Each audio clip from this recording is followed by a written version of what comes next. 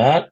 We are back now, season 38, into the grind time of the season. Oh, season 38, maybe episode 38. Was that what? See, look, that's how tired I am already. Sorry, Monday episode after 38. work. Yeah, Bro, if we work make is it cr that long, and work is crazy right now. Yeah, if we make it that long, we're just bored with our lives at that point. Um, and our kids and families would hate us. But sorry, season three, episode 38, back again. NBA playoff stretch run now. We're on to the semis in both sides, so only 8 teams remaining.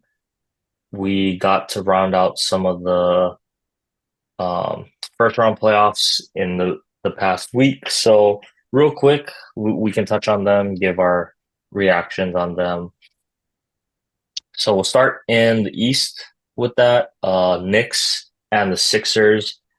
Exciting game in that last game, but man, yeah, Jalen Brunson, Matt, seems like he's ready for the big time when it comes to kind of those takeover moments, big games, right? He takes a lot of shots, but he's actually really efficient, I think, for a guard at his size, to do it consistently on a night-to-night basis. So just going back to that game 6 win after, Philly pulled off an impressive game 5. I mean, Jalen Brunson, 13 of 27, so, right around 50% from the floor. And for him to be doing that, honestly, against playoff caliber teams and, schemes defensively that really focus and try to get the ball out of his hands, for him to be able to still get shots up, I think it's really impressive. And he has a little bit just that like clutch factor or gene in him that, you know, we associate so much the clutchness with the game winner or the game, buzzer beater shot to win the game. But he hits a lot of those ones, with like 2 minutes, a minute and a half, where, they're just big, important buckets to either maintain a lead, keep the game close, or claw them back into it. And yeah, that game 6, I mean, really impressive game from him. But I don't know, Matt. It just seemed like the Sixers, it was almost their game to lose at a certain point, right? Um, in I mean, Philly, yeah, obviously, and just didn't quite work out for them.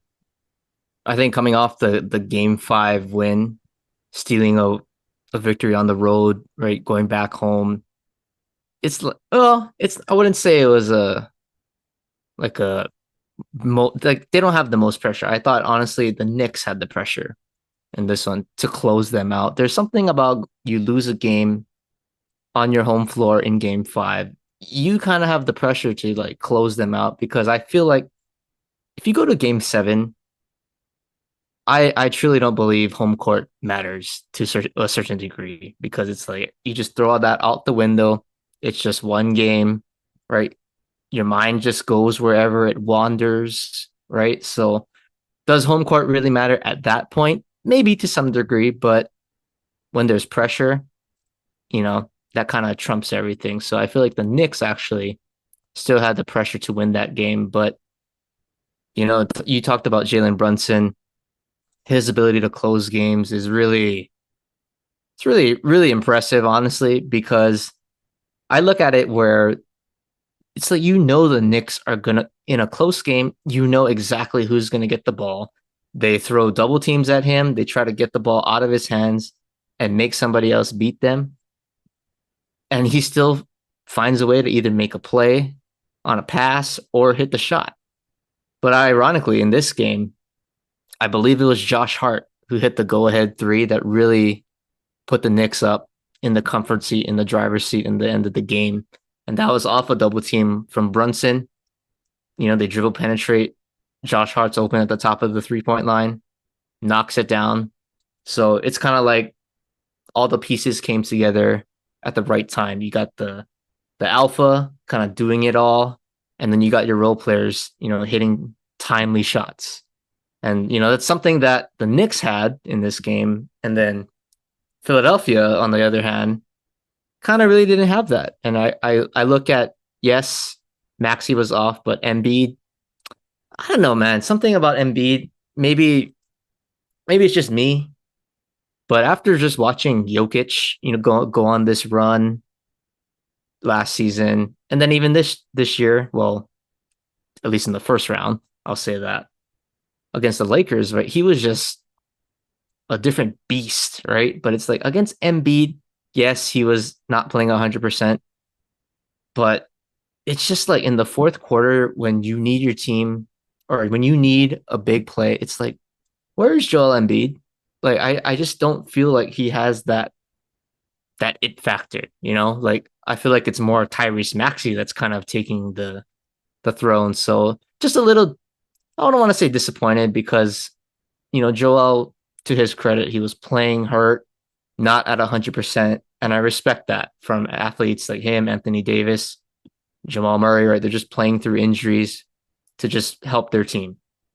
But man, it was just disappointing to see Joel kind of just labor throughout the whole series. So I don't know if you saw that when you were watching these games or highlights, but Joel, man, I don't know, just another year of like, oh, and even after the press conference, he was saying like, oh, we're gonna be better. Like we're a young team, we're learning. It's like, when did you say the process started? Like 8 years, 9 years ago? Like how long is the process? Like I would think like, at least like 5, 6 years, right? But I saw a narrative too. He hasn't been to a conference finals yet. And I think he's the only MVP that hasn't got to that point. So that's a little like, come on, Joel. Like you gotta find a way to get over that hump eventually. But No, nine wait, years, 10 years, didn't he? Did he really not? What about the Toronto? that The was the semis. that was a semis? Really? Hmm. Oh, oh, okay. Yeah. Joel, yeah. I mean, I really want Joel to win because it's like everything's going through Jokic, Jokic this, Jokic that, Giannis, right? So Joel's got to get a piece of that pie too. Yeah, that's true. I do know what you mean though with that like playoff factor, but when we were discussing this earlier in the season too, the reason I didn't really have Philly as a contender is because okay, Joel's gonna come back, but what kind of shape is he gonna be in, right? To his Hmm. credit, he put up some good games with good numbers, but just maybe didn't quite have the legs he would have liked to No, he have did at this not. point of the season. And I think, yeah, that was pretty evident. So, not going to give him a complete pass, but I'm not going to put all the blame on him for not, carrying his team in this situation. I know he's out on the court. I know he was laboring, doing his best, but I don't think I'll say I don't think his supporting cast Oh, really I'm gave him enough glad you help. brought that up. So yeah, we can talk about the 0 points from Tobias Harris kind of fleeced the Sixers out of all that money.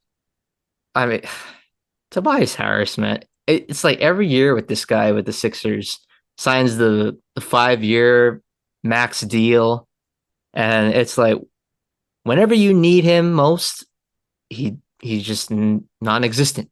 I don't know what it is because when he came to Philly, I believe he was traded from the Clippers, right?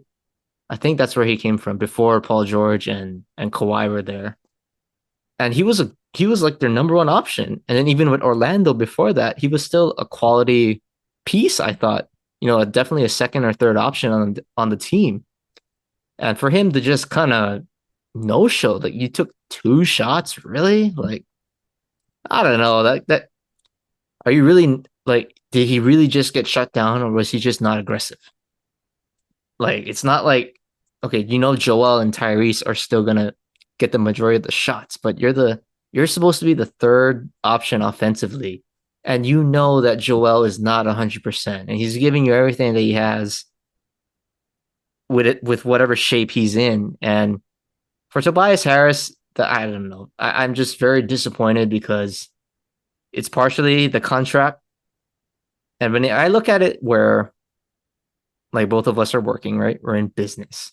If I'm paying an employee, of like a good amount of money, I expect them to produce quality work versus if there's a guy, minimum wage, he can do just the little things, right? Just not necessarily dirty work, but grabbing key rebounds, hitting a three here and there, hustle plays. But bro, Tobias Harris, you're a max contract player. Like you need to produce like a max contract player. And it's not like he can't.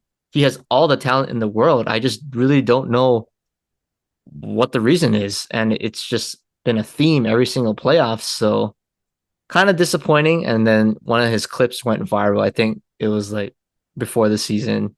I saw he had an interview and he was saying like, oh, like Philly fans, they would trade me for like a cookie crumble or something like that in a heartbeat. But it's like, well, I think at this point they'd rather have the cookie crumble. At least it tastes good, Something you get something out of it. But yeah, Tobias Harris, like that's a unfortunate circumstance for him because he is going into free agency.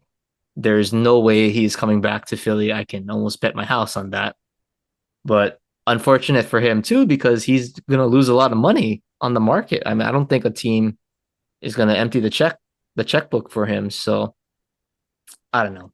It just upsets me when players of that caliber, of that talent, it's not like it was just a one game thing. This has been going on for years. So I don't know. I'm just not a fan of players that just don't come to show up when they're paid like they're supposed to. Yeah, and that's totally, you know, um, understandable. I mean, just looking at his numbers, points per game in the playoffs has diminished significantly over the past 4 years. 2020, 2021, he was averaging 21 in those playoffs, then 16, 15, and only averaged 9 points in that playoff series against the Knicks. And just can't have that out of a guy who is really, a borderline second or third option on a good team, probably a really good third option to go to, right? So you're gonna want more production out of that, obviously. And like you said, yeah, unfortunate because going into a contract year, right? You want to see guys perform or at least live up to their contract in that case. But it is what it is. Another year of the process for Sixers and Sixers fans, unfortunately. But Knicks are moving on. And so they are matched up. Game one was today with the Indiana Pacers, who, okay, I can't take full credit here for being right about the sixth game because Giannis and Dame did not play the whole series, right? Even in that closeout, I know Dame came back, but I think it was a little bit obvious that he was not 100% in that one, right? And Indiana, they just like to run, and when their offense is in a groove, they'll put up points on anyone, right? And this is still a really good, young, well coached team, I think, with Rick Carlisle. So Pacers, yeah. I don't know, Matt. Can we? How much though can we? I don't want to take credit away. Obviously, I do think that they're a good team, but we do have to factor in, right, that Dame didn't play for what, 2 games in that series, and then Giannis obviously missing the entire series is a huge blow. Top 5 player in the league. So don't want to take anything away from the Pacers, but maybe we'll just put it to the fact that hey, even the Bucks, as deep as they go, when you take away their best guy, like you know, you can only do so much. Oh yeah, absolutely. Like you can't win a this team had championship aspirations beginning of the season and really throughout the season. I mean, even with the whole fiasco with their coaching carousel and then the Dame situation, they always had championship expectations. But that was all contingent of health, and really for any team. And if you lose your superstar, let's face it, you're not going to win. So the Bucks are really just trying to you're almost trying to just keep your season alive in the hope that maybe Giannis can come back in this series, game 7. Who knows?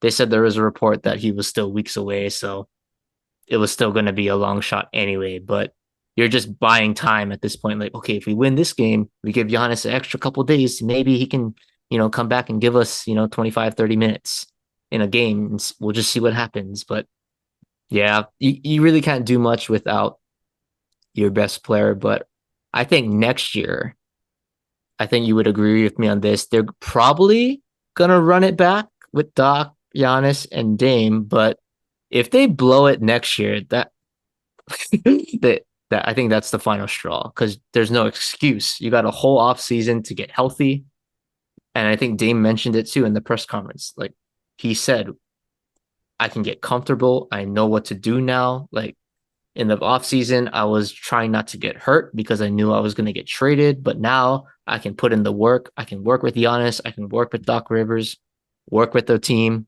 and really kind of start the new season right now. So I think with what Dame said, and if they obviously stink up the joint again, this team is going to be totally different 2 years from now. If you, I don't know if you think the same thing that I'm thinking, but that's the way I see this Bucks path going down the road now. Yeah, and I know we talked about, right? Um, you know, will they trade Dame? Will they not trade Dame? I said, yeah, if they lose, you got to blow it up. But I think that was still contingent on the fact if you lose with Giannis and Dame in the first Mm-hmm. round. So in a sense, we really didn't get to see that deadly duo operate in the playoffs. And I do think if you're the Bucks, honestly, you've invested so much into trying to get Dame and Giannis, and you still have a lot of your core guys, under contract. Middleton and Brook Lopez still coming back. Um, I don't know. I think you got to run it back. You invested so much into it, pulling, your head coach in the middle of the season, getting Doc Rivers. I think you owe it to this team and to your front office to have faith and go forward into an entire off season, an entire training camp with guys being able to get familiar with a system that they're going to be in all year. And just going off of for Dame, I do think we forget, changing teams, when you are the guy in a city for as long as he was and adapting to, not necessarily a Robin per se, but he's not the guy, anymore. And that takes some time to get adjusted to. And, obviously we know he's discussed as well. It was a tough personal year for him as well. So, maybe next year, things are a little bit better on and off the court for him. He finds a little bit more balance in his life overall, and we just get an even better Dame next year because yeah, the numbers were there. He was a first time All-Star starter this year, but if you watch some of the games, it just didn't quite look like Dame time. I know he had a couple, game-winning shots and things like that, but it just something seemed off about him this year in Milwaukee. And I think if he's willing to stay and work with Giannis, maybe teams are going to be sleeping on the Bucks a little bit next year, but I think they'll be back and they'll be better, and they're going to be right back at the top of the Eastern Conference next year as well. So I do think, yeah, Milwaukee definitely has to stick with the Damon Giannis and Doc experiment of the season. Didn't go how they wanted to this year, but gotta commit to it. So Yeah, well, they did get worse with Doc Rivers technically by records. So I don't know what to say, but Doc definitely has a lot of pressure next year. He has to deliver yeah. And you at could least argue, the Eastern Conference Finals. yeah, and I think you could argue just for Doc, period, like if they don't have at least a semi deep to deep playoff run, like maybe this is just it for Doc in the league, right? I think So so. I think it really is contingent on next season and how they finish next year. So with that being said, though, Matt, get to the last Eastern Conference uh final or not final Eastern Conference first round here. Um, Turned out to be pretty exciting if anyone was watching the games, but hey, Orlando and the Cavs probably matched up perfectly. Just it's the Orlando Magic and the Cavaliers. Mm, The fan bases aren't the biggest or loudest, right? But No Dwight Howard and no LeBron James. but hey, Donovan Mitchell's still a stud. Paulo Banchero obviously is a stud in the making. I mean, I think he's gonna be, a superstar for them next season. But going into that game 7, funny because I do believe the home team had won every game up until that point. So it's like, oh, Orlando's finally gonna break, the home record winning. But lo and behold, the Cavs, they get hot behind Donovan Mitchell and yeah, come all the way back from down 18 to be able to pull out that game. But really tough and gritty series for both teams. And I think even if you're Orlando, you can't necessarily hang your head, right? Because you're a young team. You know, I think you definitely outperformed a lot of people's expectations up until this point. Um, I think even making the playoffs, right, had kind of shocked a lot of people, to be honest. But good for them for making a deep run, and I think the future is bright, right? Paulo, like I said, I think he's gonna be, absolutely amazing for them. Even in a loss, ending with 38 when you are the main guy. Uh, yeah, that speaks a lot, I think. So Orlando, nothing to hang your head about, but Cleveland, I think they might be a little bit of a sleeper out east. Everyone's like, it's just Cleveland. Yeah, they got Donovan Mitchell, but uh, people might be writing them off against Boston, and we can get to it. Uh, when we preview the next round, but I don't know, Matt. Is there anything else you wanted to add on real quick for the Magic Cavs series? I think for this one, I mean, it was kind of the least exciting series on paper and for television because there was only one game that was on ESPN or TNT. So, yeah, if your game is on NBA TV in the playoffs, basically that means nobody cares. Nobody cares. But Orlando, I think they're one or two pieces away. And what I mean by that is I think they have a nice young core. Obviously, Paulo is the guy. They're going to build around him.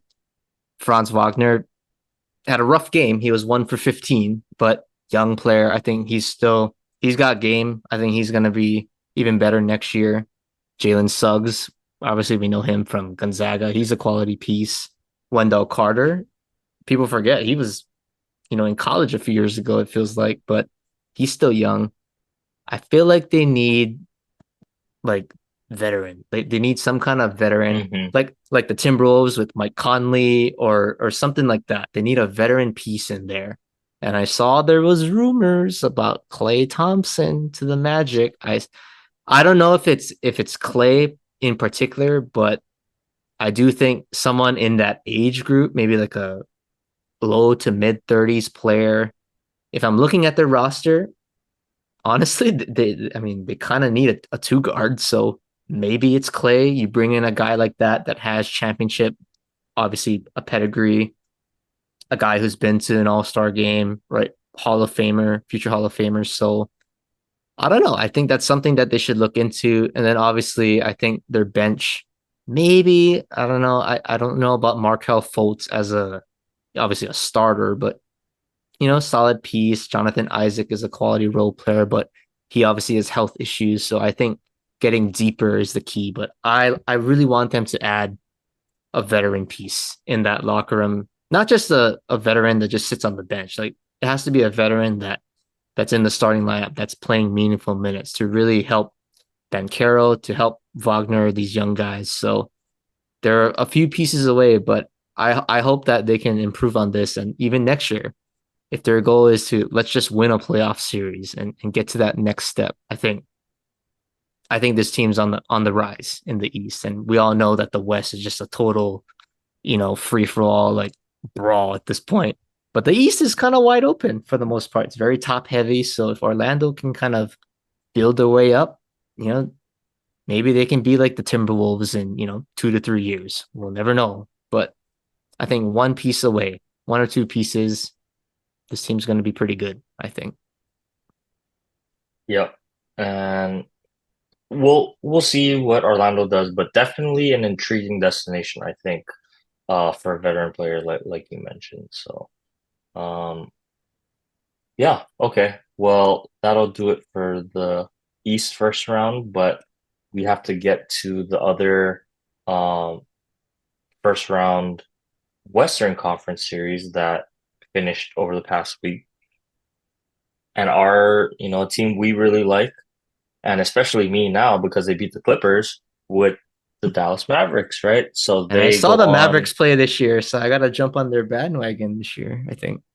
yeah, and we see them, go on and, take care of business really in that game 6 against the Clippers. And, first, want to acknowledge Dallas and talk about them, but the Kyrie and Luca experiment, if you want to call it, proved me wrong because my whole thing was there's only one ball to go around, but you can see, I think, the mentality of Luca and Kyrie, honestly, both pretty unselfish, I would say. There's no arguments about who gets the ball or who takes the last shot. I think both guys are content with saying, whoever's the hot hand, like go for it. It's almost like a Steph and Clay situation where, yeah, Steph is the main guy, and we kind of forget about Clay. But when Clay, pre-injury, pre-ACL and Achilles injury, right? When he gets hot, arguably he's hotter than Steph. And so it's kind of nice to see Luca and Kyrie really work out their situation in Dallas. And for me, though, Matt, it's really how Dallas has been able to build that team around not only Luca, but those two other guys. I believe Tim Hardaway has been out, right? He's still out. So not having him, but guys like Maxi Kleber stepping up huge, hitting, I don't even know how many threes he hit, but he hit a ton of threes um in that, I believe it was the game 5. Um and so just guys stepping up like that, but the wings and the defense that they've been able to surround Luca and Kyrie with, you know, maybe not necessarily the best shooters, but guys like Derrick Jones Jr., PJ Washington, Gafford, Lively, guys that are gonna cut hard to the rim, can finish, the lob passes or in transition, and also the defense that they play. Like that's been the most impressive thing for me is the defense that they played on James Harden and Paul George in that last game, right? Um, and so, yeah, just this Dallas team, they feel really scary to me right now because you have the two-headed offensive, duo at the guard position and length and hustle and defensive ability, um, you know, throughout the other players. So, Mavs, yeah, they're looking good. They look really good, but Clippers, that's another season that ends in disappointment. As a happy Lakers fan, thank you, Dallas, for knocking them out of the playoffs. But, you know, here we go again with the Clippers, right? And now even more questions. So, we could talk about it, but here's Paul George again, in an elimination game, and you want to see a little bit more than 18 points out of him, right? I think honestly Norman Powell was the most consistent guy for the Clippers throughout the series.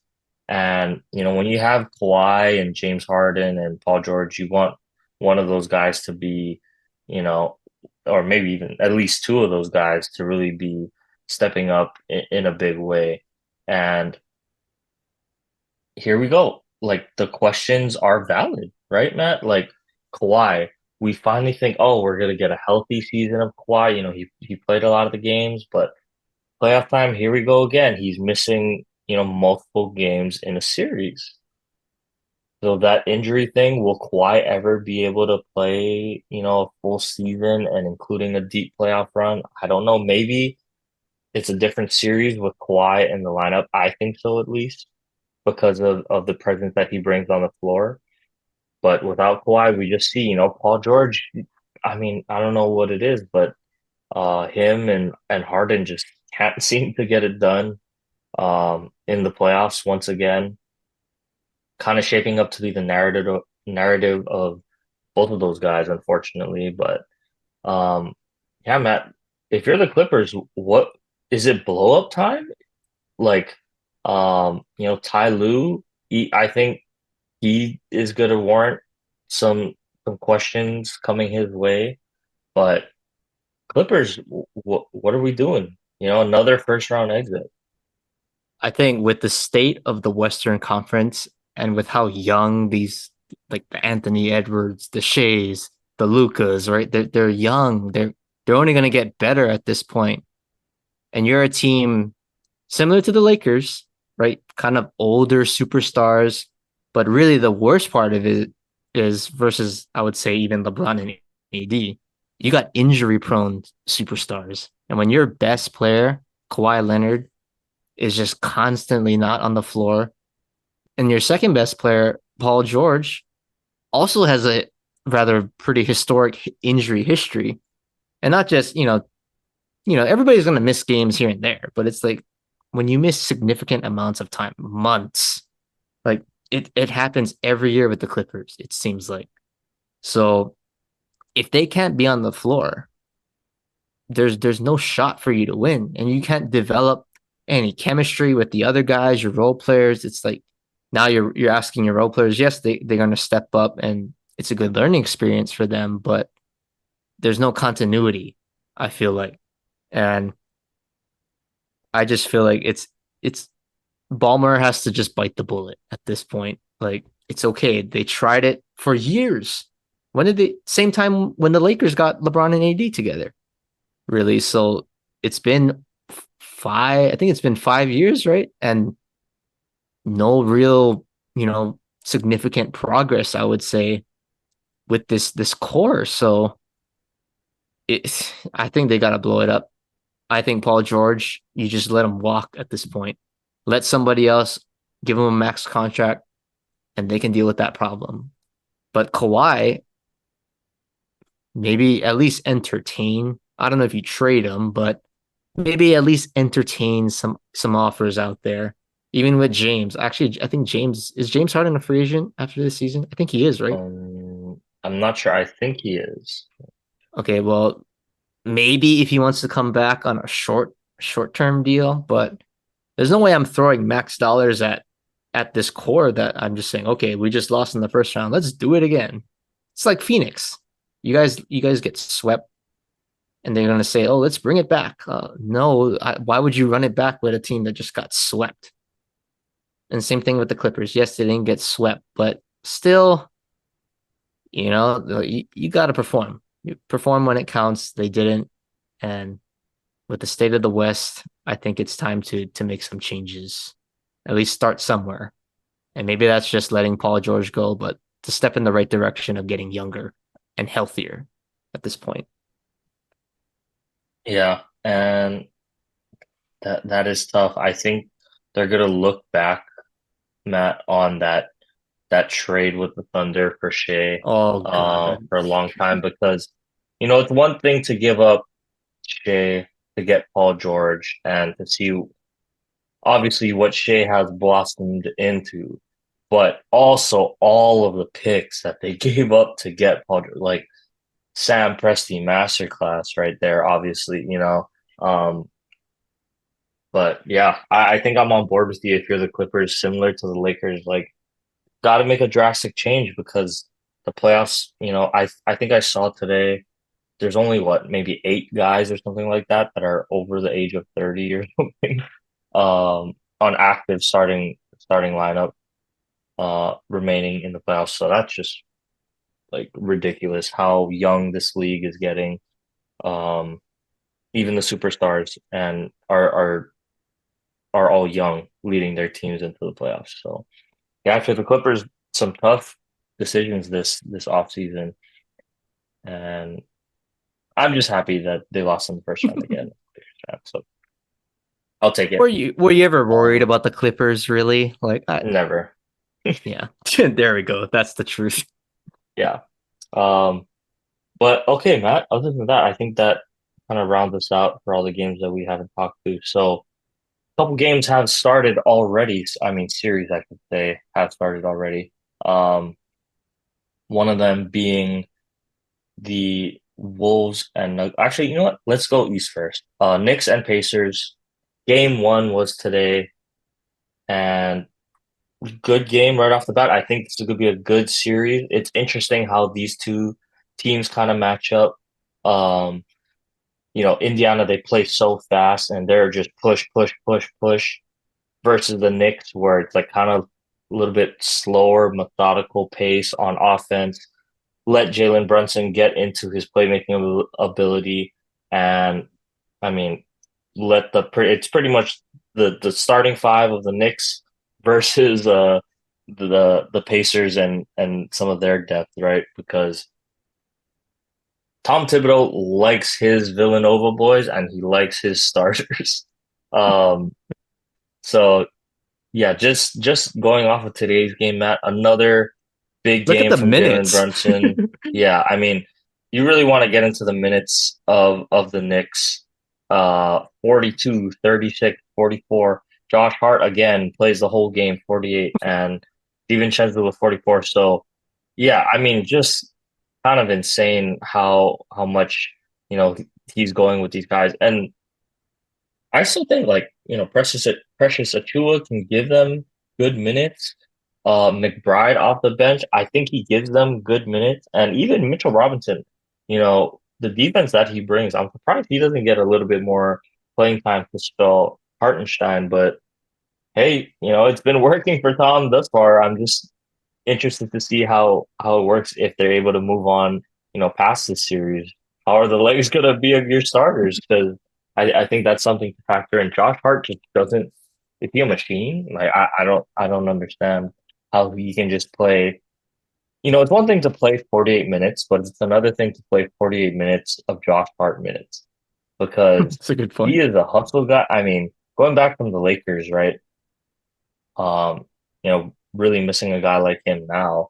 But to see his hustle on every single rebound that he's a part of, you know, he's only what, like 6'4" or something, I think he's listed as, but he plays like a four, almost like a Draymond Green-esque type of thing. Maybe not the same ball handling or running the show offensively, but undersized at his position, but playing much, much bigger and making an impact every single night, winning impactful plays, fighting for rebounds, getting the 50-50 balls, that I think every team needs. But yeah, Matt, just matchup wise, this is going to be really fun. Obviously, Knicks pull away late here. Jalen Brunson goes nuclear again in the fourth quarter, getting to his position. And I think it's going to be interesting to see how the Pacers shift, defensively, because these two teams have seen each other a lot, throughout the course of the season. But yeah, just how are they going to stop Jalen Brunson in crunch time? Because they just can't seem to get the ball out of his hands. He's just getting to his spots, and that's the thing that's the most impressive for me with him. Like being an undersized guard, but being able to finish within 15 feet in a congested area as often as he does, it is really impressive. The step back from the free throw line, getting down low in the post, little fade away from 8 feet, over taller defenders. I mean, he just knows his game so well, and you can see him execute it well every single night. But I think, yeah, it's gonna be the attrition. Can the Knicks keep up the pace that they're going at? Um, but I mean, I really like how they play. All five guys, tough, gritty, gonna be willing to play defense. Anunoby came up with a big steal late that led to a dunk. And then DiVincenzo obviously adds a lot of athletic ability and shooting to them. So I really like the Knicks in this one. I'm gonna say I think the Knicks win it in 5 or 6 games, Matt. But I do think every game will be relatively close. I don't think we'll see maybe one game might be a blowout, but I think these teams just know each other too well for it not to be a good game every single night. And igniting that Knicks Pacers rivalry, that good old Knicks Pacers rivalry. It'll be fun to see, but I'm gonna say Knicks in 6. Knicks in 6. Okay.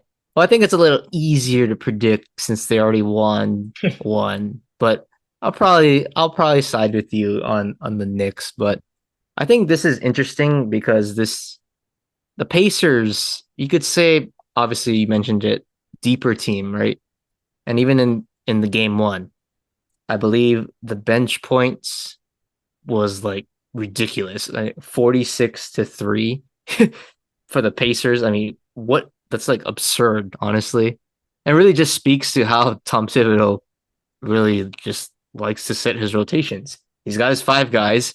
If they need a break, they'll get spelled and they're going right back in. That's just really just how it goes for the Knicks. So, it'll be interesting, like you said, how if the series goes to 6, 7 games, are their legs gonna hold up? Personally, I think so. It's not like this is an old team. I think most of these guys, mid to late 20s, so right in the primes of their career, I would say. So I think that'll hold up.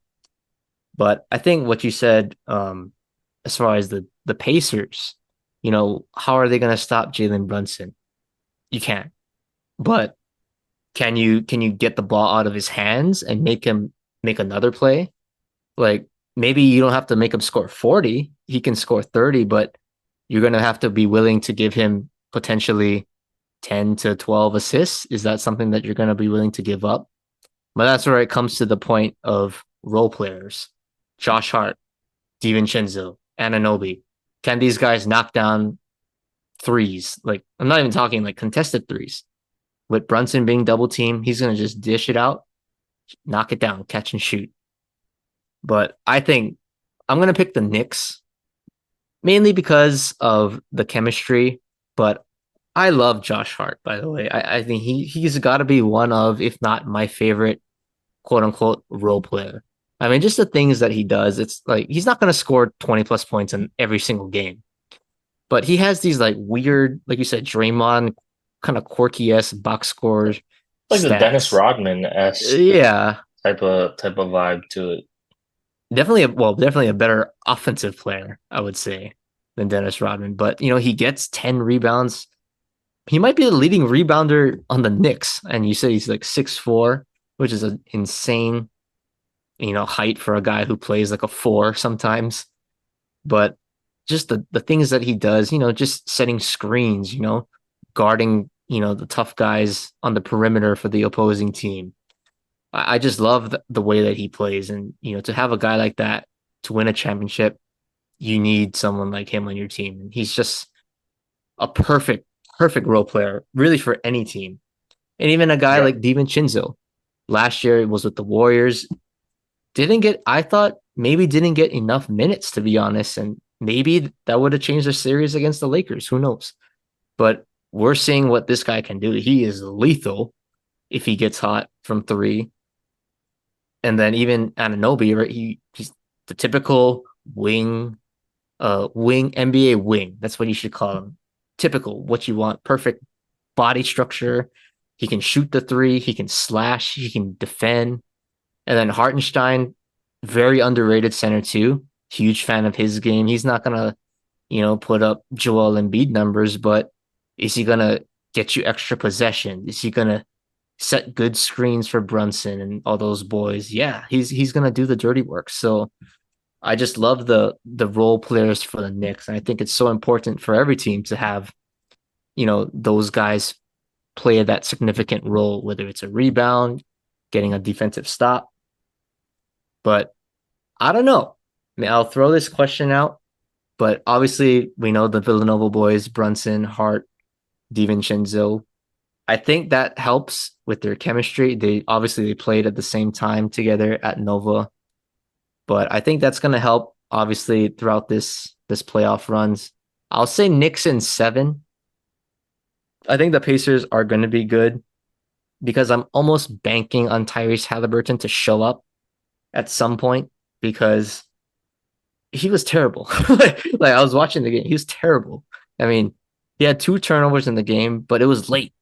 Two fourth quarter turnovers. I thought that were huge, and it's like no offense. And I love TBJ McConnell, by the way, great role player, plays his role well, but TJ McConnell cannot be outplaying you, my guy. Like you're supposed to be a franchise player, and I'm not saying he's going to be LeBron James, but in order for you to win for any team, your stars still have to show up. Like, whether that's just what it is.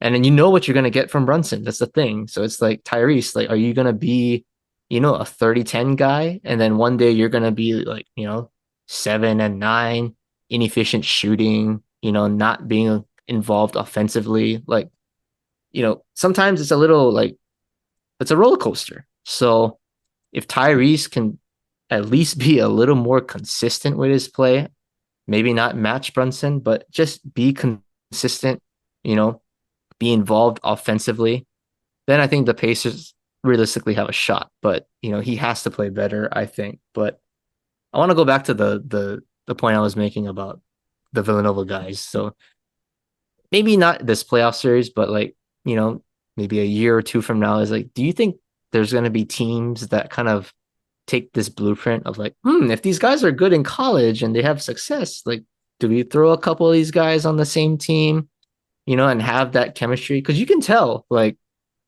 it's working with these guys. I mean, they joke around on the side, but I think it's all good and fun, but it's working on the court. I don't know if there's a situation like that that's going to come up, but maybe there's a team that just takes this blueprint and takes a few college teammates and you put them on the same team together. Or I should I say maybe family. Ronnie and LeBron. yeah, I think it's definitely a situation that is favorable, right? But realistically, how many guys in the NBA have not only played enough college, right? But have, a team that can produce starter quality players that have been, in the league for this, roughly that same amount of time or have been comfortable enough with each other in college. Like I think this is a true rare situation that Villanova team was just full of star players that played more than one year, right? They weren't all just one and done guys.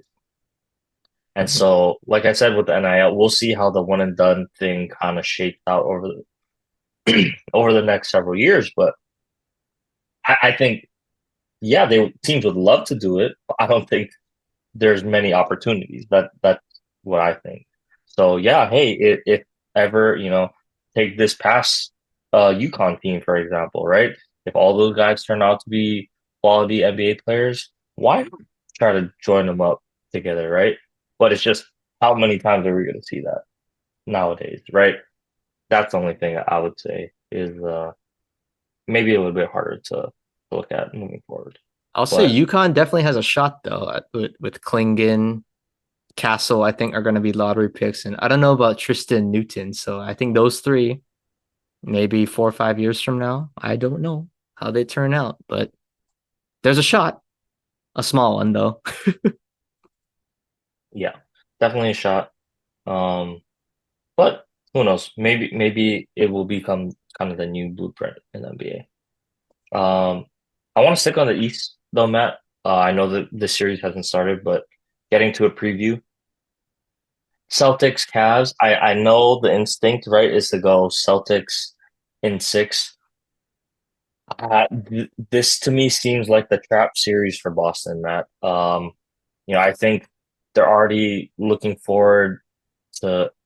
Okay, I shouldn't say they're looking forward. I think a lot of people are just writing off the Cavs and assuming that Boston, is too good, too deep, um, to lose to the Cavs. But to me, this screams like trap series, right? Because Miami, albeit Miami has been Boston's Achilles heel, no Jimmy Butler, right? But you really want to think matchup wise, like they kind of match up really well against the Boston. Sorry, the Cavs match up really well against Boston, right? You go Evan Mobley and Jared Allen to kind of match up with the length of Boston, Al Horford and Porzingis. Donovan Mitchell is going to give you points regardless. I know Drew Holiday is a hell of a defender and he's going to be the primary guy. But even Drew can't take away Donovan Mitchell for an entire series. And Max Strus, a guy capable of getting hot. You look at guys like Darius Garland, also, who I think is going to need to have a big series. But I think this one could even potentially go 7 games, Matt. Um, with this. I just something about Boston, something about Jason Tatum and Jaylen Brown that I don't have that confidence in them to really become that next level closer slash big game performer when it matters most. So I don't know. I still think Boston You're in is gonna Cavs? win. Oh, okay.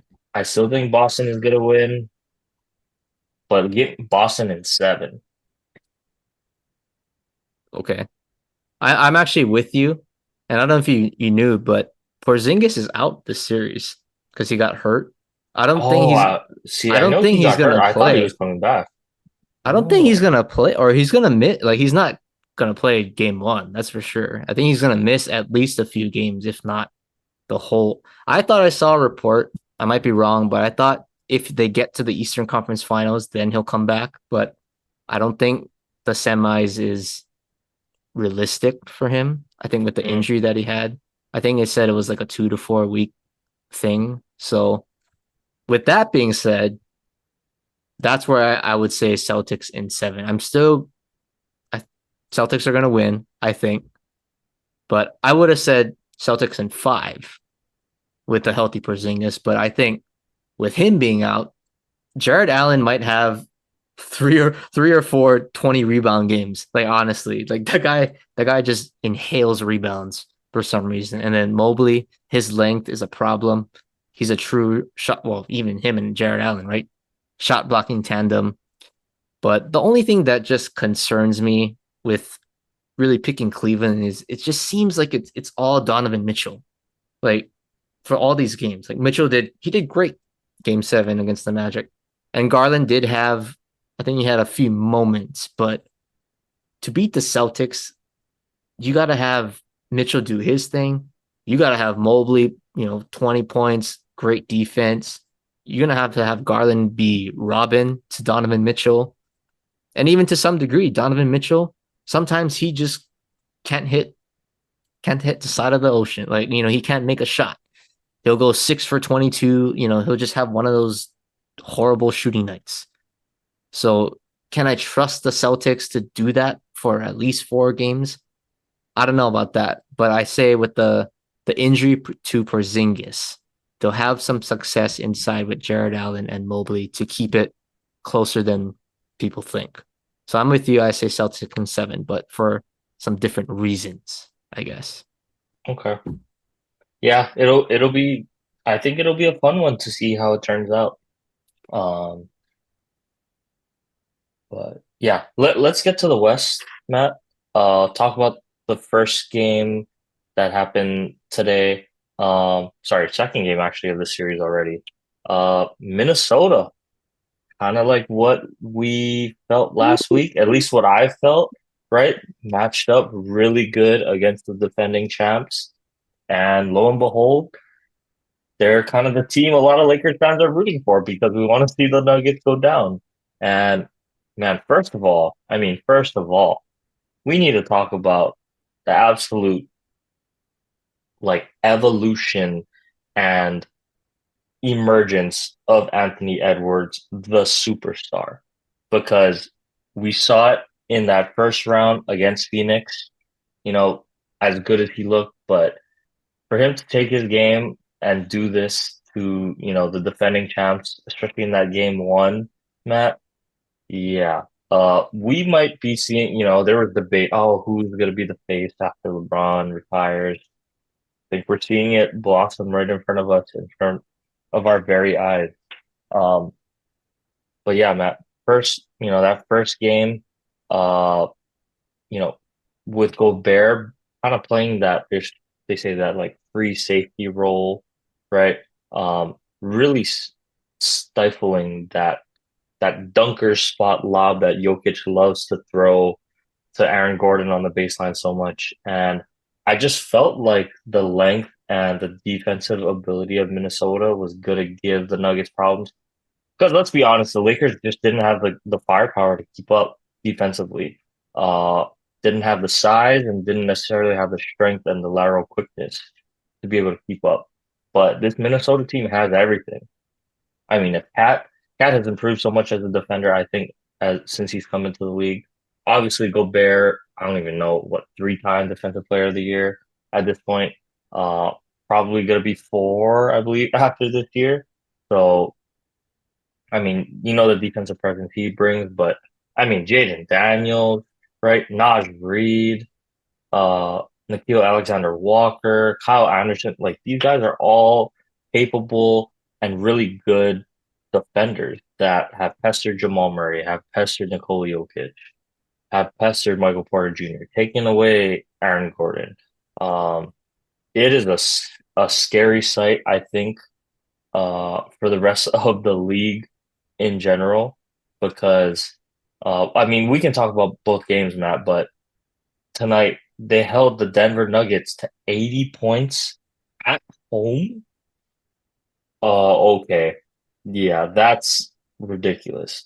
Um, I don't know, man. I think this is the one that should really scare not only the Nuggets who have to go into Minnesota now down 2-0 or down 0-2, but the rest of the league in general. I mean, look out, everybody, because Ant is here and that team, just how they're constructed, yeah, they got it all.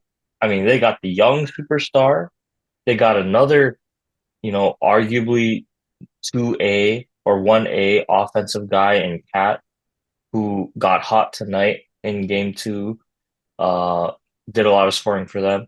You got the veteran leadership, arguably the best locker room guy in the league in Mike Conley, defensive player of the year in Rudy Gobert, and solid wing defenders and guys off the bench in Kyle Anderson, in Nikhil Alexander Walker, and Jaden McDaniel, like Naj Reed, 6 man of the year. Like it's like this Minnesota team, when you really look at it on paper, I just dismissed them. I wrote them off because I'm like, they're still kind of Me too. young. They're kind of unproven, right? That just goes to show you I didn't watch any Timberwolves games. Because you look at this team and how they are built and how they're constructed, like I think on paper they're the best team in the league remaining. Like I don't think even Boston, as good as Boston has been in the East, when you really look at that depth of the Minnesota lineup, oh my goodness, it is a scary sight to see, man. Um, and I know they lost Chris Finch. I mean, he's still coaching, but like kind of from the sideline, right? He got injured. Um, yeah, it's scary times for the defending champs. I don't want to say they get swept. I'm not gonna say it because they are the defending champs, Matt. But you gotta wonder, it's on the table. Like it is definitely a possibility that they get swept. Um, and also talking about today's game more specifically, what's gonna happen with Jamal Murray?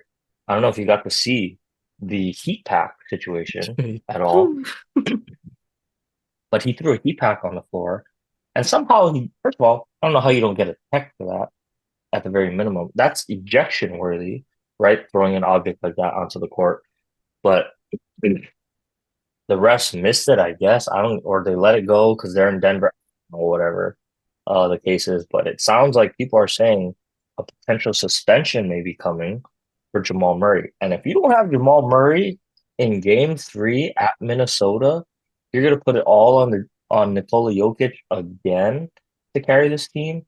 You know, I think they go down 3-0. That might just be curtain for the defending champs because this is a young, hungry team.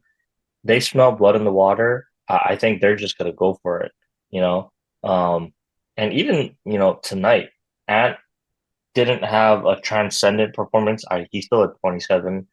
But when Cat can get it going too, and Jaden McDaniels hasn't scored a ton, but Naj Reid is gonna give you some good buckets, six man of the year.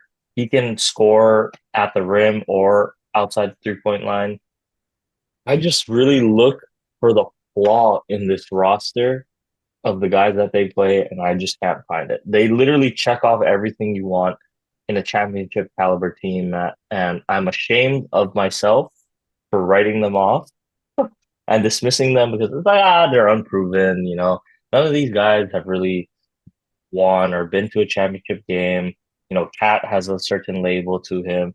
Gobert, yeah, as good as he is defensively, how much is he worth on a team? Mike Conley, okay, he's been there forever, but has he really gotten to that championship pedigree?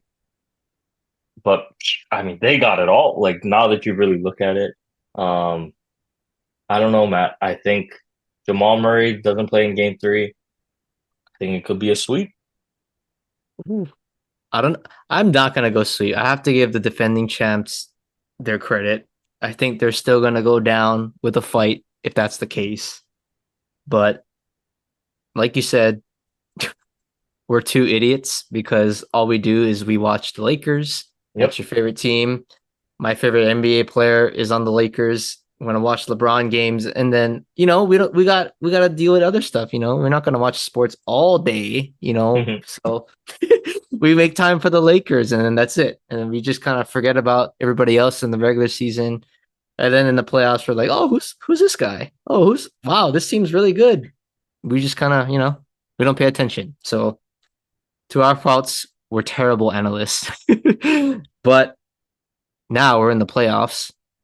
We're watching all these games. We're learning about this new era of basketball coming on. And this Minnesota team, at this moment that we're recording, is the favorites to win the NBA championship. I think whether it's Denver, Boston, if you say coming out of the East, this team they're dangerous. And it's really a testament to their defense. And that makes me happy because I love defense in any sport, whether it's basketball, football, baseball. I love defense. And there's the saying, defense wins championships.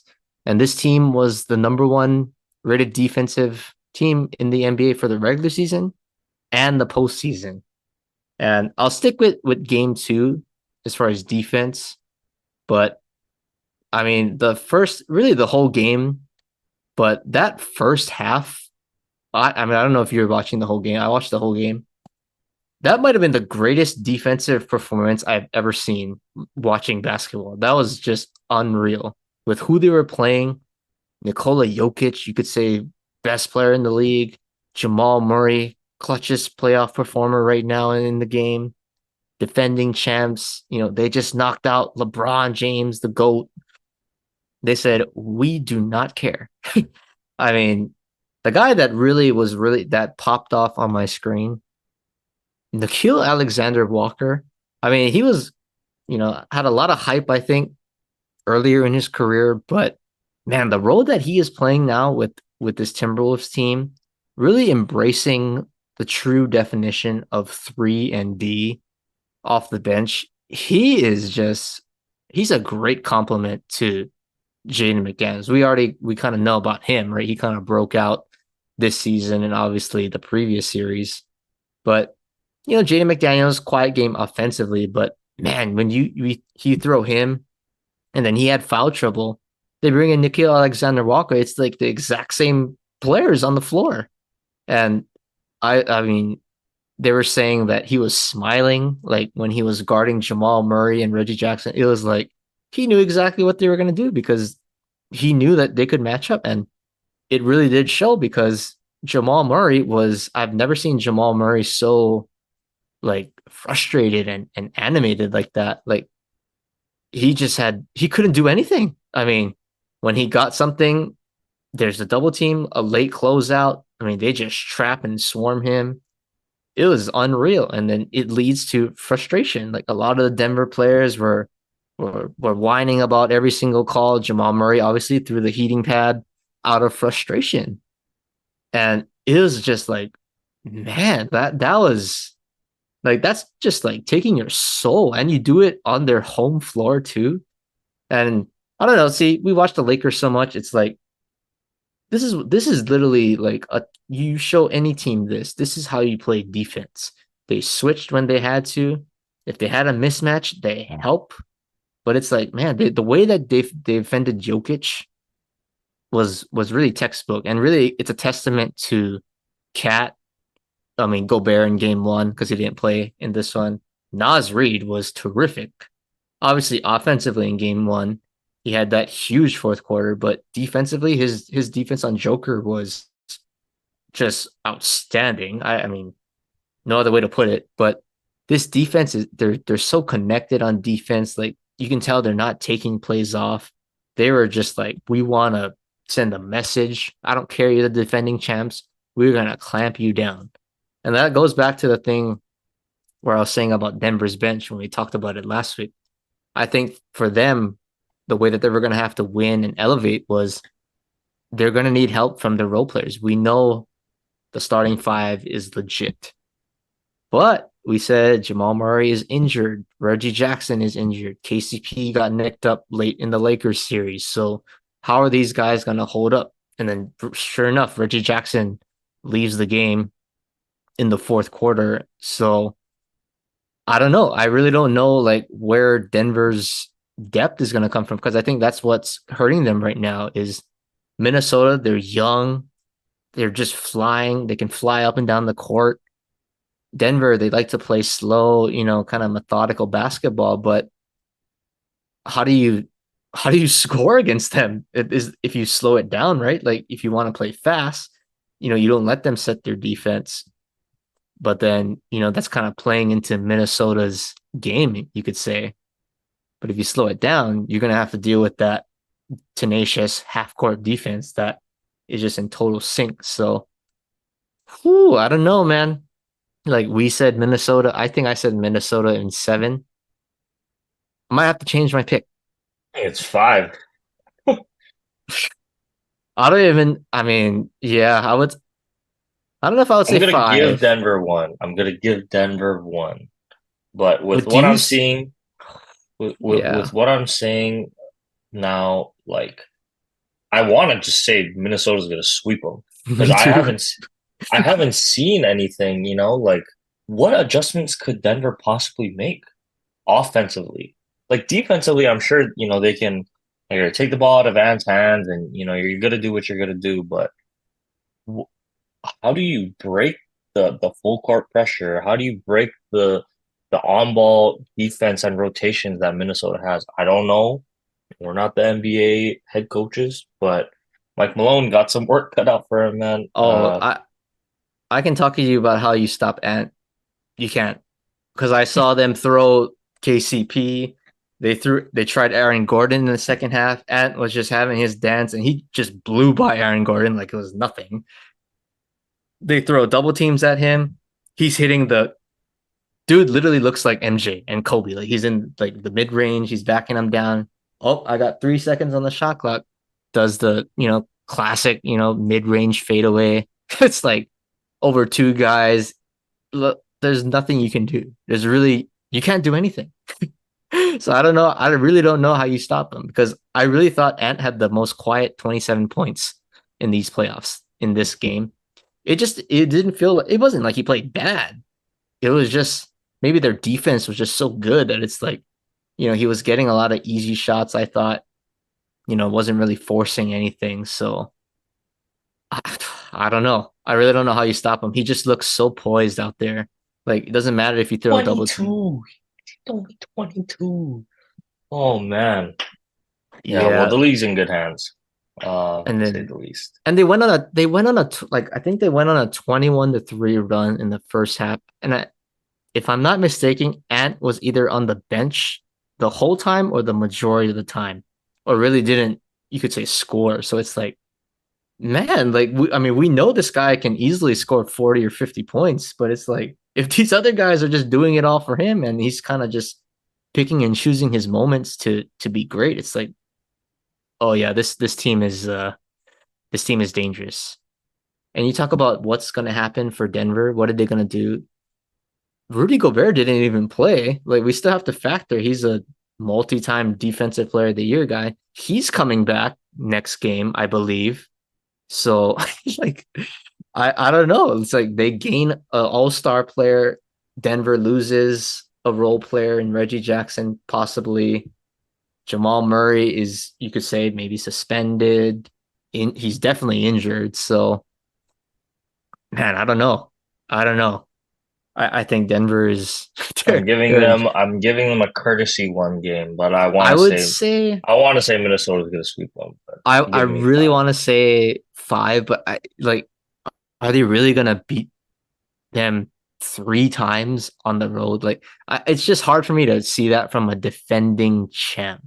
So I'm gonna say six, but it's not gonna surprise me if it's 4 or 5 at, like you said, to this point with how the series has gone.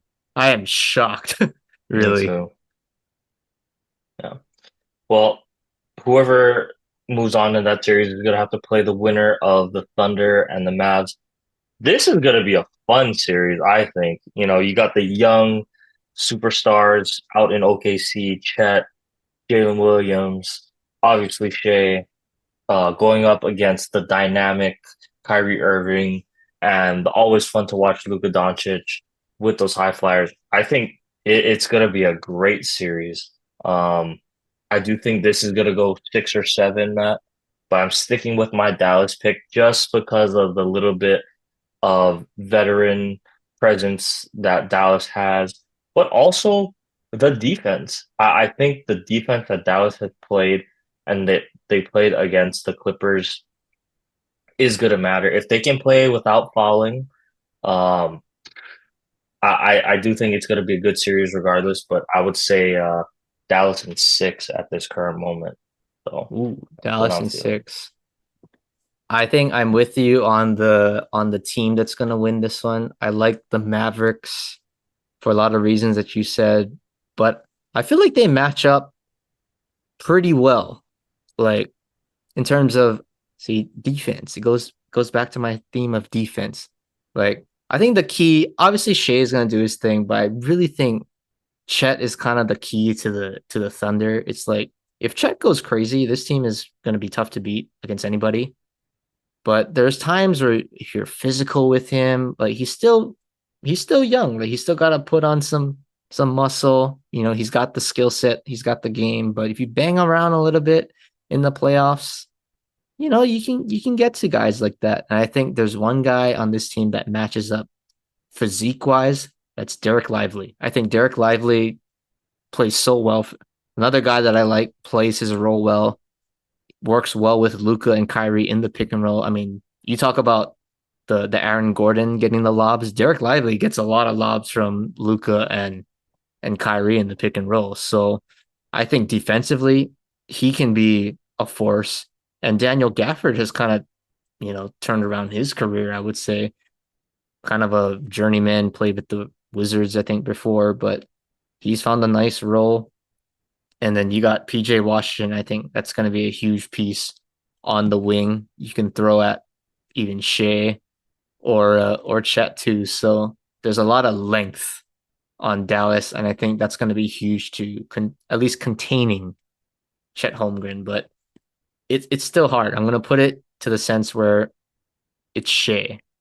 Shea against Luca and Kyrie. Can who's going to outplay and come to play more consistently? And I just think Luca, that Kyrie Luca tandem is hitting its stride right now. So I'll say Mavs in seven. Okay. Mavs in seven. Sounds good. Yeah, both taking the Mavs. I'm looking forward to this series. I think both the Western ones, really all the games left are going to be fun to look at. So, okay. Well, I think we covered our basketball basis, our bases there, I should say. And move on to the other type of bases. But Uh, we gotta talk we'll, about one thing though no, on no, no. We'll get to basketball. that. We'll get to that after. Okay, okay, Yeah, okay. yeah. We'll get to that. Um, right before our quick hitters. But yeah, I wanted to get to the baseball stuff now. Yankees, Matt. I know it was a little bit of a rough stretch, but how are we feeling as of May 6th? Whew, May 6th, it's like it's okay because we earlier in the week, huge series against Baltimore for the division lead, and you come out, you look pretty flat. You lose 3 out of 4 games. Offense goes MIA, really. Um, kind of disappointing. Uh, Defensively, it just wasn't there to Glaber making, silly mistakes, trying to barehand double play feeds from Volpe, costing us big innings. It's like just catch the ball with 2 hands and throw it to first, even if you get it out. I don't care. Stop trying to be fancy and make Sports Center. Just make the routine plays. But that's just the nature of Glaber at this point and something we have to deal with. But there was one good thing that actually came out of that series, which was Clay Holmes might be the best reliever in baseball at this point of the season. He got a 5 out save against the Orioles. And I think I mentioned that on the podcast last week. Like, I want to see Clay Holmes be able to get multiple innings, multiple out saves. And sure enough, Aaron Boone actually threw him into the fire. He didn't pitch for a few days, so he's obviously well rested.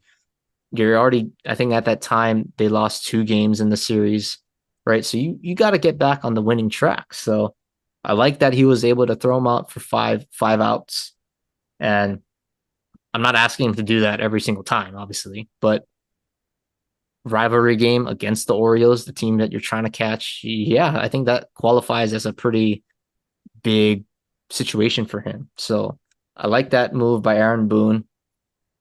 So we lose 3 out of 4, but then somehow we managed to sweep the Tigers, which is still a pretty good team.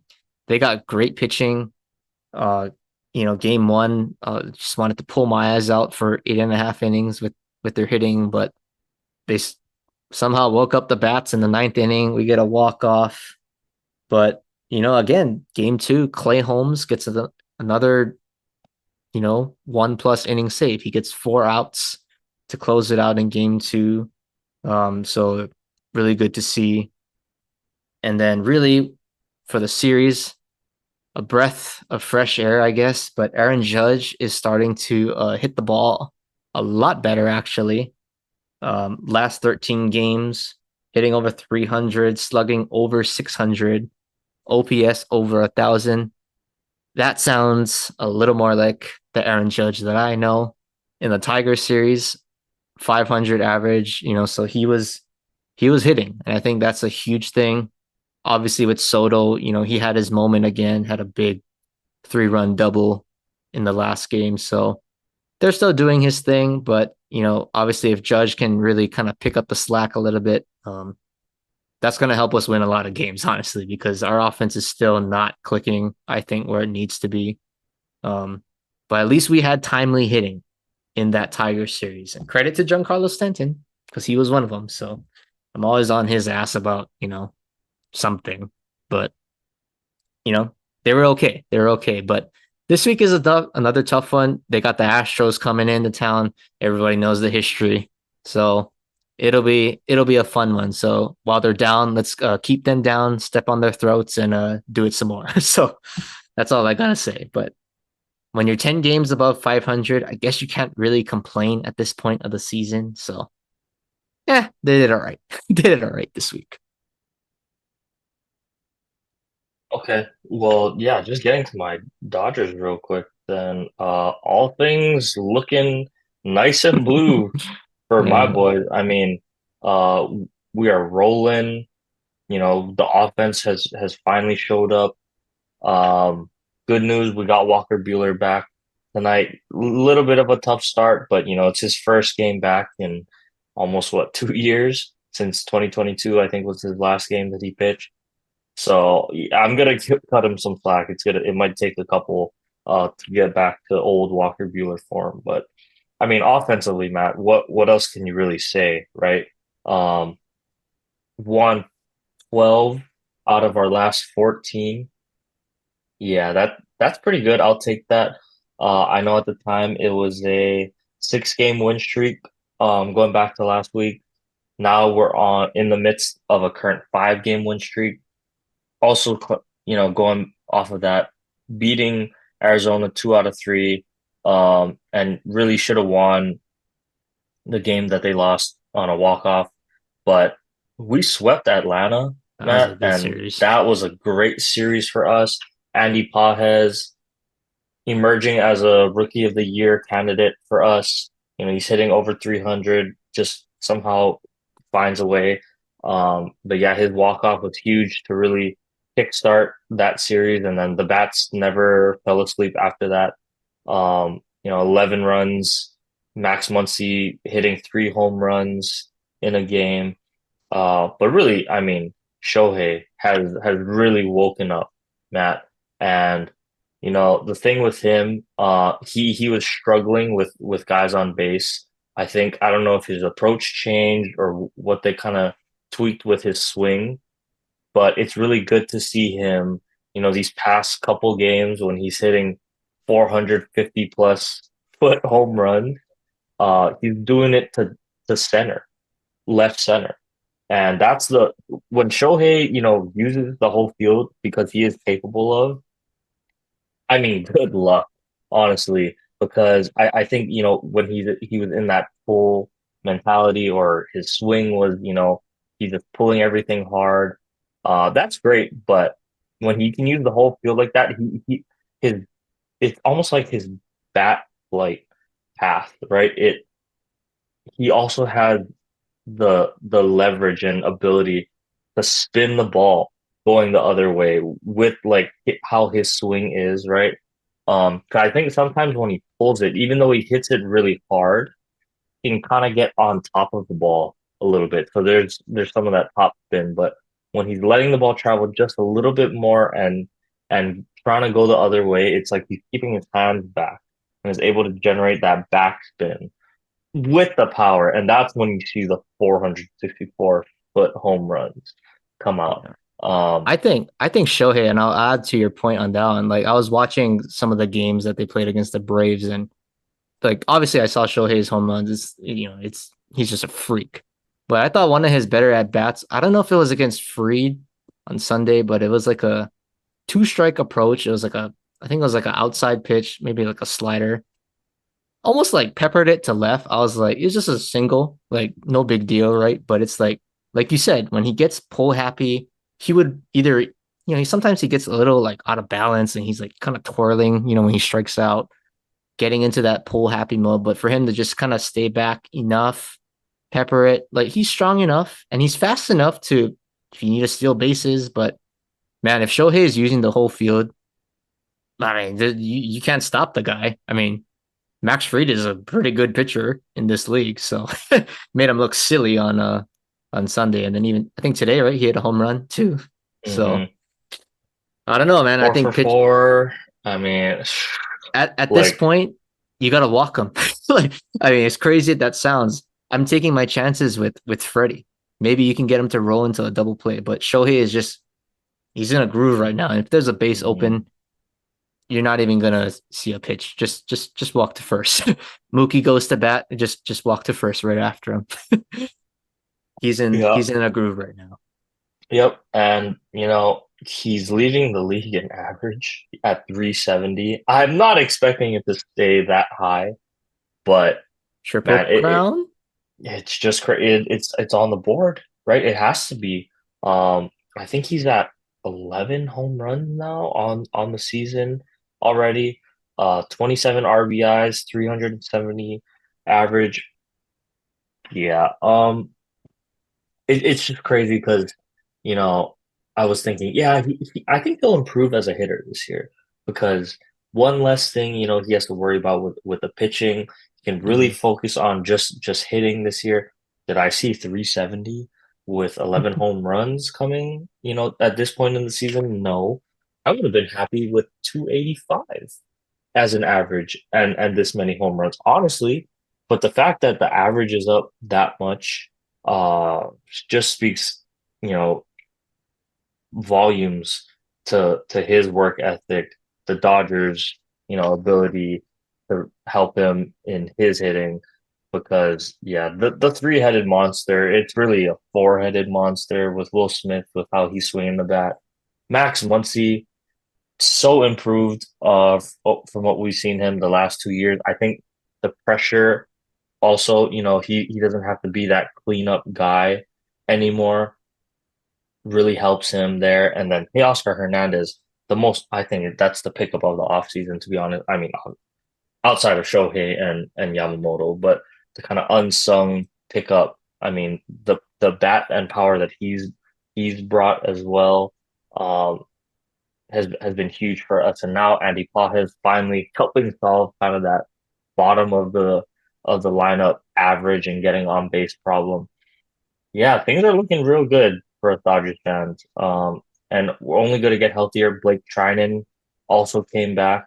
He was slated to be the closer. I think if you want to stick with Evan Phillips, that's fine. But Blake Trinan, man, if you just take the time to watch one of his innings, uh, the movement on his pitches at the velocity that he throws it at, just disgusting.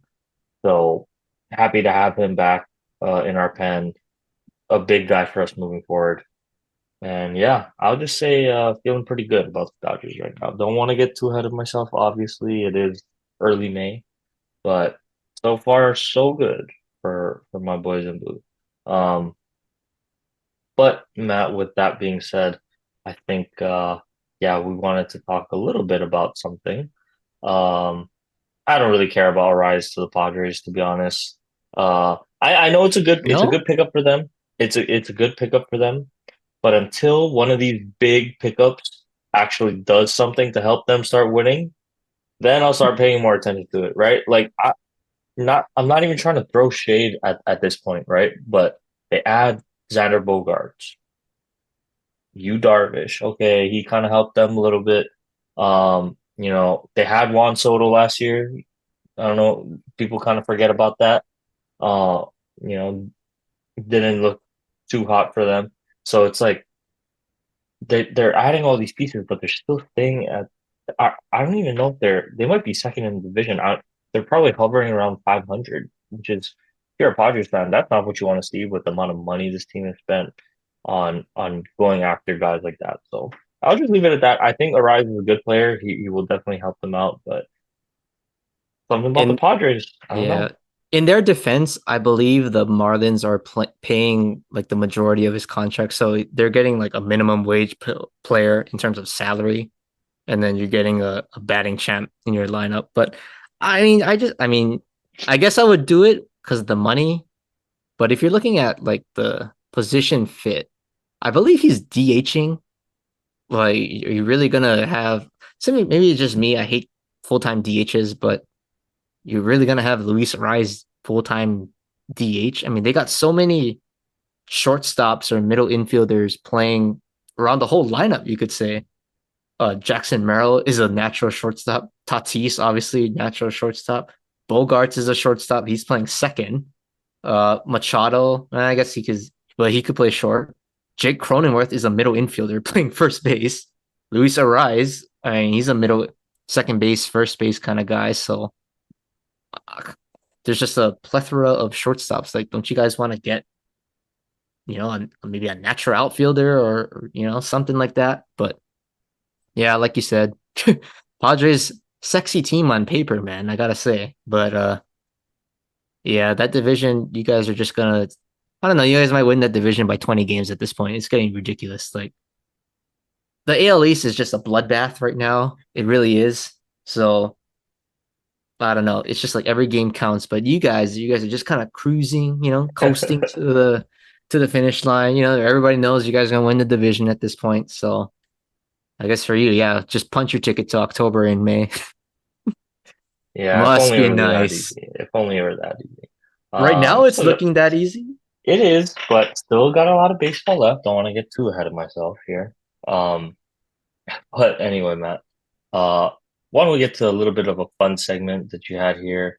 So I know the roast of Tom Brady out on Netflix now. I heard it was really funny.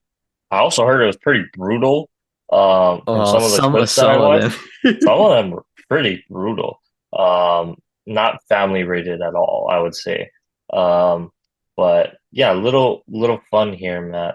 So why don't you go ahead and break down what we're going to be doing for this little Tom Brady segment?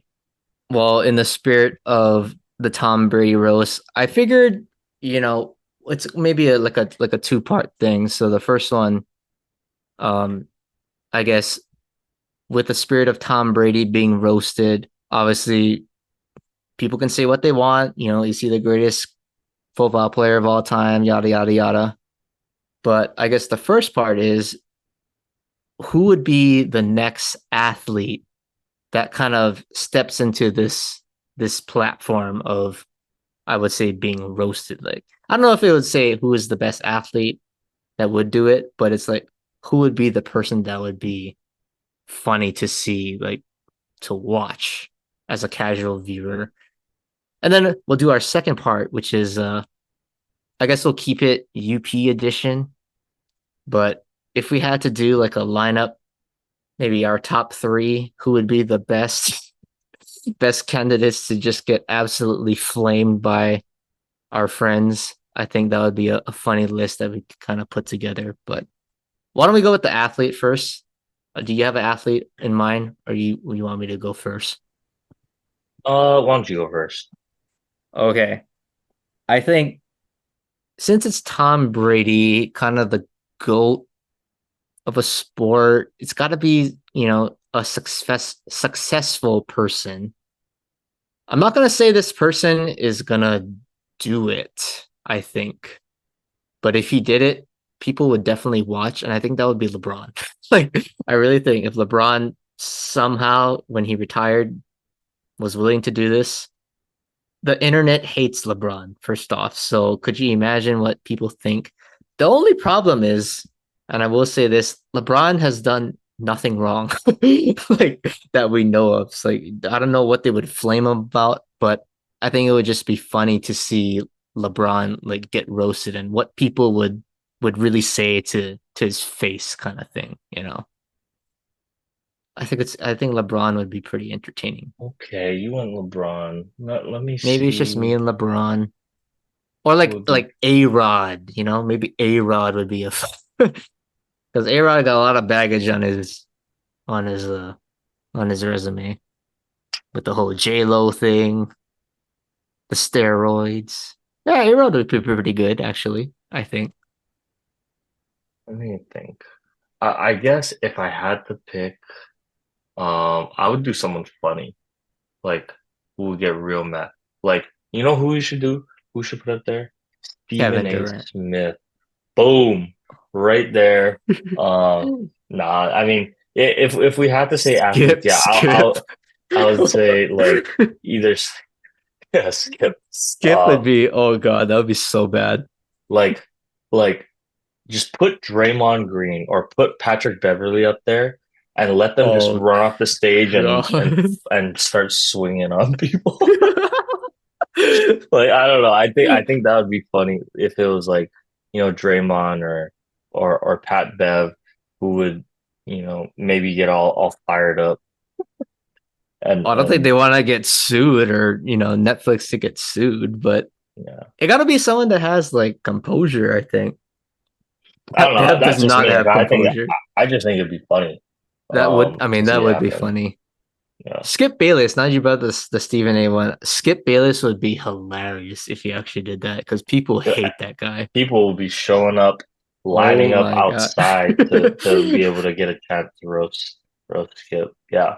It would just So have to be like a 24-hour, like just camera on Skip. Like just everybody's just feeding in and out, in and out. Like just everyone gets a turn at a mic. It can't be 3 hours. They're gonna need more than that for Skip Bayless, I think. Okay. yeah. Now the fun one, I guess. Fran edition. All right. Well, one of them's got to be Jared for sure. Um, put Jared up there. Who else would be good? I think I would be good because I mean, like, I think I could take it. I like maybe I would say myself. I think I've had a lot of jokes come at my expense. Um, the third one would be really oh man, there's a lot of different options I could go. I'm thinking I could go Nui, I could go Kano, I could go shoot, who would be fun to sit up there like Sakai. I don't know if I would put Sakai up there. I think that would be kind of tough um to put him up there. Too sensitive. No, I didn't say that, Maddie. I didn't say that. I don't care. I said that. I mean, I just know Matt would get pissed at whoever's saying too much stuff. So I mean, I think everyone at a certain point, but I don't know, maybe throw in a wild card up there, like I don't. Let's just say Christian. I'll throw Christian up there, Christian. just for fun, because you really got to get creative with the roast for him. You know, Mm. um, that would really bring out the best comedians in us to have to go ahead and roast him. So let me go. Yeah, I'll go Jared, me, and Christian. Are you Christian? Okay. For me, well, yeah, definitely Jared. Jared's like Jared is the consensus like number one pick. Oh man. Who did you say? You said Christian and yourself. Yeah, Ooh. I was thinking like Wow. I don't know. You I didn't could take throw yourself Kano up off? there. Yeah, I could see that. I would put ooh, I think I definitely put Wade up there. Wait, but he's not UP. I thought you said Oh, UP UP. over. Okay, yeah, sorry. I See, mean, but he's yeah. he's hanging out with the UP guy, so I get confused Okay. now. Okay, Yeah. See, UP. Sorry. I would See, throw I got weight on the board. confused. Okay. Okay, so number one, definitely, yeah, Jared. Number two, see, I'm gonna put Sakai up there. I feel like you could easily, you can easily roast this guy. I mean, maybe for me and even for you two, like I feel like we could roast this guy. Easy target right there. Blood in the water. Number three, Christian. See, I can't even say Mark because he didn't go to UP. I'll just say Mm, Mark. Jared. Jared. I would say roasting. Hmm. I would go Dean. Dean was a Dean. good one. I I was think thinking Dean Dean. I too. think Dean would be my third one. You don't want to Yeah. put Dylan up there? Well, what is it to roast him about? Like, if you're just a loser already, let's gotta have a little. I'm not gonna put Dylan up there. Oh my God. Little Okay. too, little too easy. Like you can't have Jared and Dylan. Like it's like Jared's good enough. Jared's the consensus number one pick. So I'll go Jared, Sakai, and Dean. Okay. That would be my big three up there. All right. Well, that would be a hilarious roast. I My think for God. sure. But Yeah. Honorable okay, mention Mark Serapio, even yeah, though he's not UP. okay. Anyway, yeah, let's wrap it after that one. All right, foolish fool, Matt. Let's get to our first Foolish hitter. fool. Okay. Well, you mentioned my foolish fool in the previous segment, but I'm gonna go with Patrick Beverly. He had some pretty crazy incidents, or pretty crazy things that happened in that Game 6 loss with the Bucks. There was a video of him he threw a ball at a fan, like totally like whipped it in their face. It was kind of, I mean, I don't want to say it was funny, but just like totally out of character. Should not be doing that kind of thing. And then there was that whole incident after the game with the reporter saying that you can't talk to me because you're not subscribed to my podcast, which is absurd because they're just trying to do their job. So Pat Bev, I mean, yeah, typical foolish fool stuff right there. So you get the nominee this week. Okay, sounds good. Yeah, I don't necessarily have a state of the 808 this week. It was a little bit of a slow week, just football and I mean, sorry, basketball and baseball. I guess IKF has been doing okay for the Jays, so I give him a nice little shout out. He's getting a pretty good amount of playing time, so uh, yeah, sure, why not? I'll shout out IKF for my state of Is the he is 808. he actually doing good, or is he just getting consistent playing I, time? I mean, Because I'm not following the Blue Jays. he's getting. I think he's hitting around 250, 260, which nowadays, I mean, honestly, I don't know if you've seen, but the big league average has dropped severely. Mm-hmm. Um, so I think if he's hitting around 250, 260, like, hey, that's not bad, you know. Um, he also is getting consistent playing time. Yeah, he's at 258. So, I mean, like that's definitely above league average. So he's definitely playable. So good for him, All with right. his role with the Blue Jays. So I'll give him that one. But yeah, why don't you run us out, Matt, with our sports fact? All right. Sports fact of the day, May 6th recording. So we'll go back to 1915. Future Hall of Famer Babe Ruth hit his first MLB home run of his illustrious career.